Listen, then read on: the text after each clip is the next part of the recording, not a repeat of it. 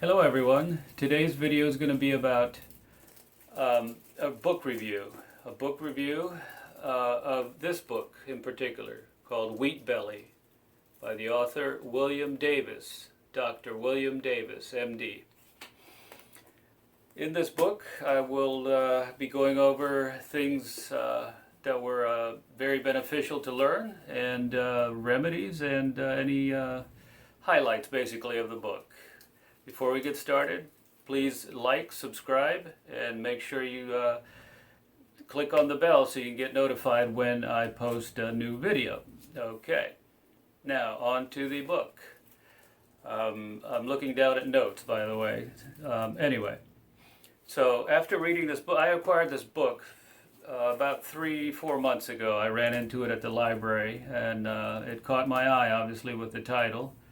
And sure enough, it was well worth the read, and I actually own it, and I would suggest you go out and buy it and own it too. Let's talk about what's some of the highlights of the book. It talks about things like the GMO wheat that we currently are eating. It's been in inception for about 50 or so years. Prior to that, we were eating thousands of year old wheat that hadn't been genetically modified, such as this one, that is. They basically modified it because they wanted to make it more malleable, pliable, make big pizzas, huge cinnamon buns, and things of that nature. Basically mass production with no real nutritional benefits whatsoever. And in fact, quite the opposite from my experience and what I can gather from other people's experiences too. Okay. The names of the other wheats that were around were called einkorn, Einkorn,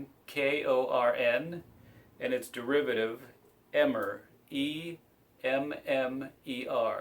These were the 1,000-year-old wheats, naturally grown, naturally innate, naturally available from nature, that were around and we used. They just did not, make big pizzas, big cinnamon buns, and nothing, for commercial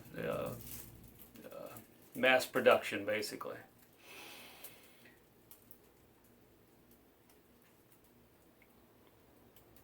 So since the GMO'd wheat, there was an increase in certain diseases these past 50 years. And I know people who have been paying attention or who are, for instance, IBS, celiac disease, colitis, anything related to the gut. Those diseases weren't around 50 years ago or more.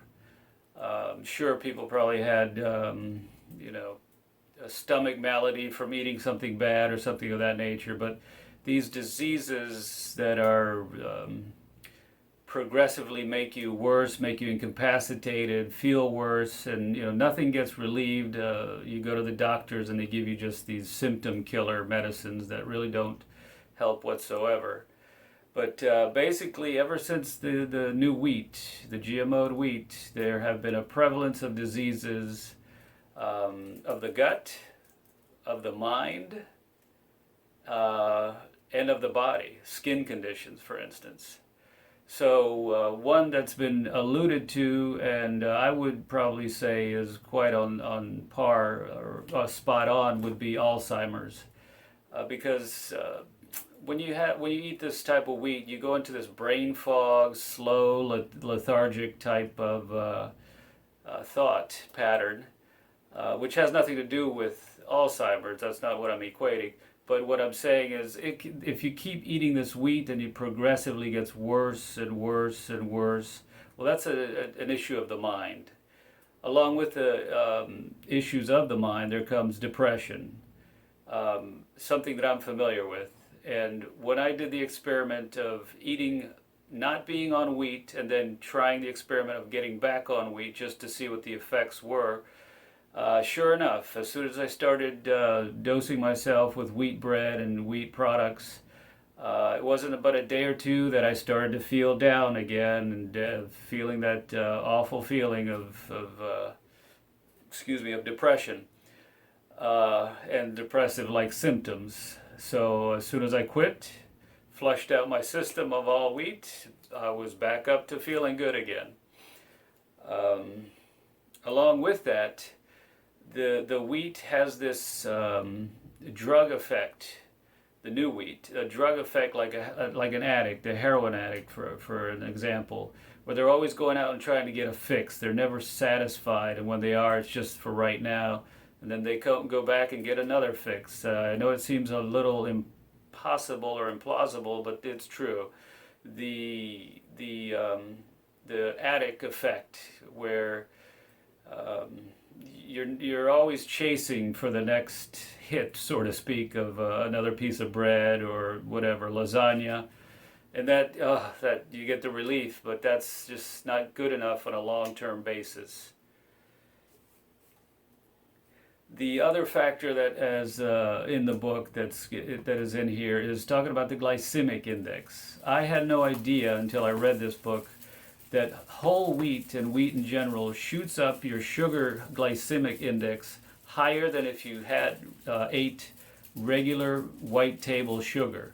White table sugar is lower on the glycemic index in comparison to a piece of whole wheat bread or bread in general. That was quite revelatory to find out. They do talk about alternatives in the book, such as going to oats, and some other ones, Kamet, Tef, but for folks with severe conditions like colitis, IBS, and celiac disease, it is it's better to avoid all that. Even oats, they can cause problems in the long run.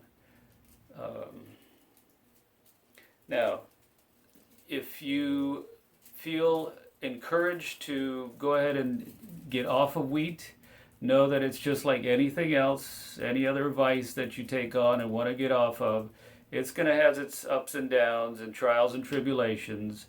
And once you get on board, again, I walk the walk and talk the talk. I have gotten off of wheat as best as possible because it's hard to do because they stuff it in everything, even ketchup, for instance.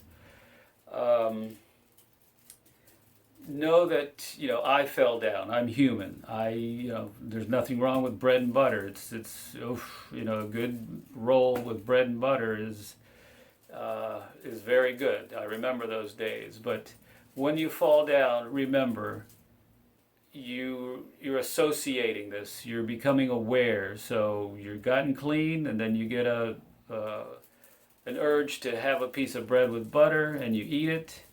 Just know that you're going to feel a certain way for your condition, and know that those symptoms are from the wheat, whether it be mental, physical, or a skin condition, anything of that nature. Just be aware that that's where it came from, and then you'll know in the future. And if you feel bad, in general, you don't want to repeat that cycle afterwards.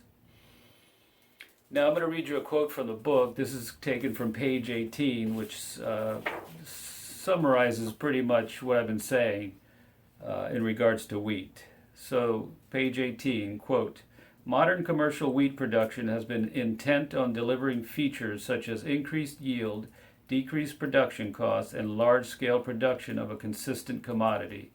All the while, virtually no questions have been asked about whether these features are compatible with human health. I submit that somewhere along the way during wheat's history, perhaps 5,000 years ago, but more likely 50 years ago, wheat changed." And that's correct. And he does go, more in depth into the book, obviously, in regards to the changing of the wheat. So again, I highly urge you to pick up this book, read it from cover to cover. I'll leave a link in the description where you can purchase it. And also, I'm here for consultation if you wish, in regards to getting off wheat or any other item I have experience with. I've gone through a lot in these past years. I know myself, and that is one of the key tenets to getting healthy, and that is know thyself. Thank you very much for the review. Remember to leave a subscribe, click on subscribe, leave a comment, and I will be seeing you on the next video. Have a good day.